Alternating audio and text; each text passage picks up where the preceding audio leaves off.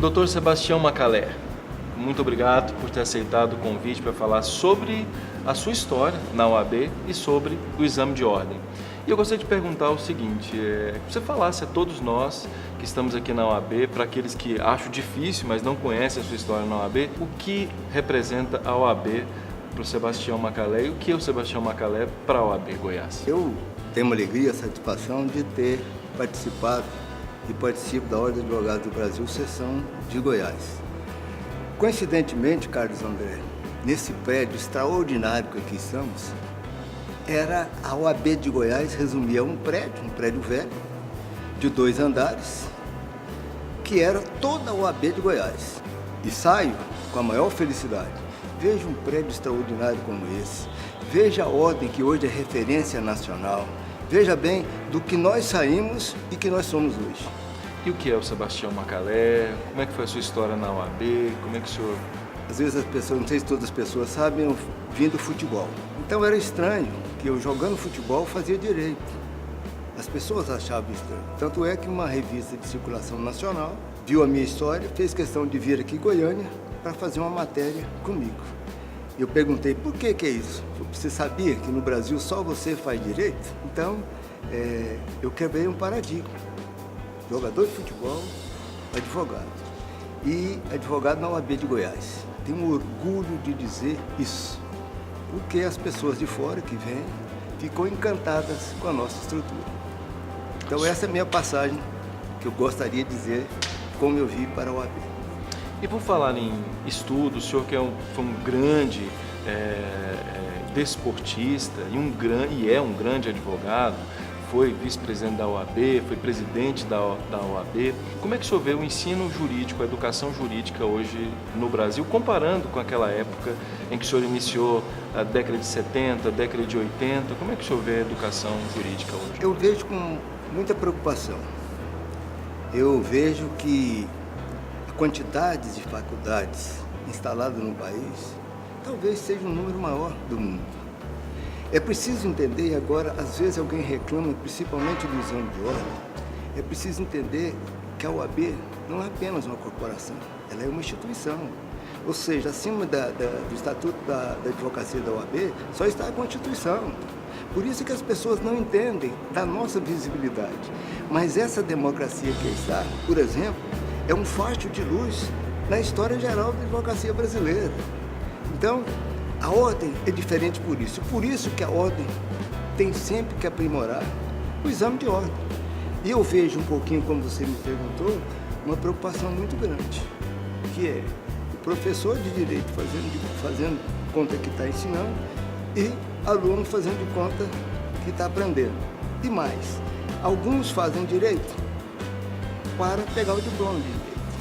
Aí depois ele vê a possibilidade de fazer o exame de ordem. Ele não consegue passar no exame de ordem, porque o exame de ordem é da seguinte forma: se não estudar, não passa mesmo.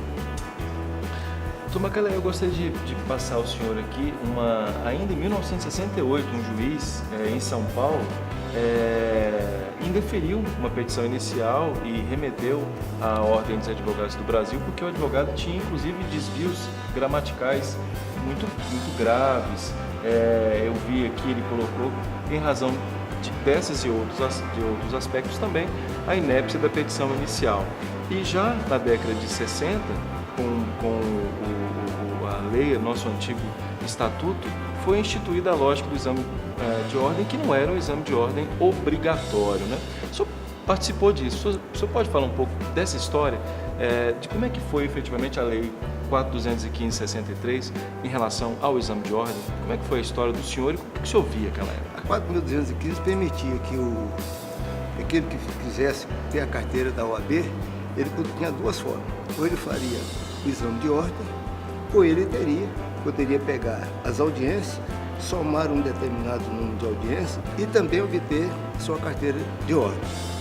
E quando você disse que o juiz indeferiu um pedido, fez uma solicitação à OAB, o exame de ordem vem para proibir esses erros grosseiros. Porque a preparação do aluno tem que ser compatível com o mínimo de conhecimento da ordem, da advocacia, melhor dizendo, da advocacia. Veja bem que aquele que estuda, aquele que tem interesse realmente, muitos casos, eu vi muitos casos na comissão de seleção, eu vi muitos casos de quem ainda não tinha terminado a faculdade e passava no exame de ordem. Por quê? Porque esse estuda. E volto a repetir, se não estudar, não passa no exame de ordem.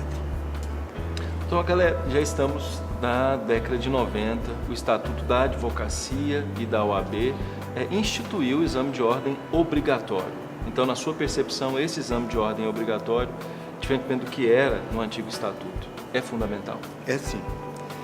Seria bom lembrar que, antes da unificação, vários estados tinham o seu exame de ordem, cada um, principalmente os estados do Nordeste. E, evidentemente, que isso não era uniforme. Então, essa lei veio para efetivamente unificar todas as questões da advocacia do Brasil. Acho que foi de fundamental importância isso. No início, as provas não eram realizadas pelos próprios conselheiros, que muitos são professores lá. Reclamavam que são advogados experientes e que faziam uma cobrança no exame de ordem muito acima da capacidade do aluno ou do bacharel. Aí passou-se a fazer o exame com os professores das universidades. Aí reclamaram porque os professores tinham um pensamento diferente do outro. Daí, o Conselho Federal resolveu unificar os exames de ordem, e que foi uma iniciativa extraordinária. Porque hoje o que se pergunta aqui vai no sul, vai no norte, então não há essa cobrança. E como não há essa cobrança, não pede no exame de ordem que alguém seja extraordinário em direito. Basta ter o conhecimento médico, ele passa no exame de ordem e não comete um erro grosseiro, tal como você leu aqui do comunicado do juiz. Em 2009 isso passou a ser uma realidade extraordinária e hoje, em 2017, nós temos um dado que talvez possa assustar o senhor. O último exame de ordem teve uma reprovação acima de 80%. 84% dos alunos foram reprovados no exame de ordem. O que o senhor me diz disso? Era bom lembrar dessa estatística sua, que você está me dizendo, que já tivemos um índice mais baixo do que esse. Então, volto a repetir, é porque nós estamos tendo dificuldades lá embaixo, lá na faculdade de Direito.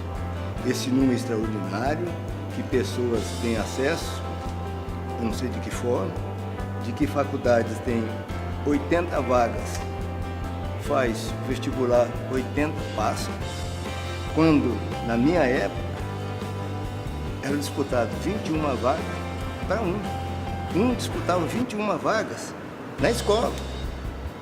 Então o que eu vejo é que há necessidade de se confirmar o exame de ordem. Veja bem que a medicina, em determinado tempo, colocava nos carros, um adesivo no carro, dizendo medicina, a ordem dos médicos do Brasil, né? Para você ver a importância que tem. É claro que eles não podem fazer isso porque nós somos a instituição. A nossa personalidade jurídica, ela é sui generis, ela é especial. Nós estamos só abaixo da Constituição. Ou seja, nós, no nosso Ministério Privado, nós prestamos um serviço público. Então, por isso da nossa diferença das outras corporações. E também é bom lembrar da história do Brasil, a participação efetiva da advocacia. Sobral Pinto já dizia, a advocacia não é profissão para covardes. Então, nós vamos verificar na história do Brasil, em todos os momentos difíceis da história do Brasil, estava a instituição à frente disso. Vamos ver o regime de exceção agora de 64. Qual foi a instituição que bateu de frente contra o regime autoritário? A Ordem dos Advogados do Brasil. E nessa perspectiva eu pergunto ao senhor, não basta então passar no exame de ordem, tem que ser ético, tem que ser probo, não é isso? Qual é o conselho que o senhor dá aos novos bacharéis em direito que pretendem ser advogados por meio do exame de ordem? Além de passar no exame de ordem, eles precisam de quê? Ele precisa estar atualizado. Com o sistema de comunicação hoje, com a velocidade que tem hoje, mas também com a facilidade que pode encontrar nisso, ele vai encontrar instrumentos muito melhores do que eu tive na minha época. Não é? As súmulas da minha época tinha que decorar tudo isso. Hoje não. O cidadão não precisa ter uma estrutura monumental. Ele poderá usar, por exemplo, aqui da CASAC, o escritório da CASAC. Então, que ele utilize isso, que ele tenha determinação e vontade e que atrás disso ele lembre que a instituição dele é uma instituição que garante a história do Brasil. A OAB Goiás só tem a agradecer ao senhor por tudo que o senhor já fez e que faz pela nossa instituição. Obrigado e espero que vocês tenham gostado.